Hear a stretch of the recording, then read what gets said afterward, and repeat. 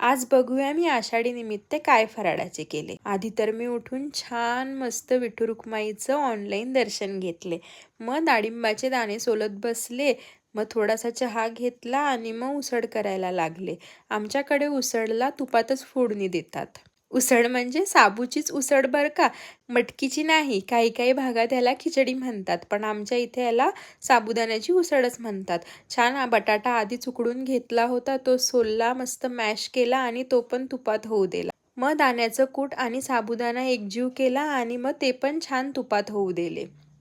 तितक्यात माझं पार्सल आलंय, मग मी पार्सल घ्यायला गेले।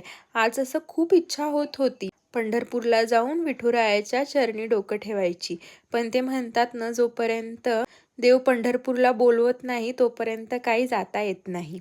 पण तसे 4-5 दिवसाआधी मी पंढरपूरला जाऊन आले, तर तेवढं मनाला बरं वाटते। आपण बघू शकता आज आपले विठू रुक्माई किती छान दिसतेत। आषाढीच्या तुम्हाला खूप खूप शुभेच्छा।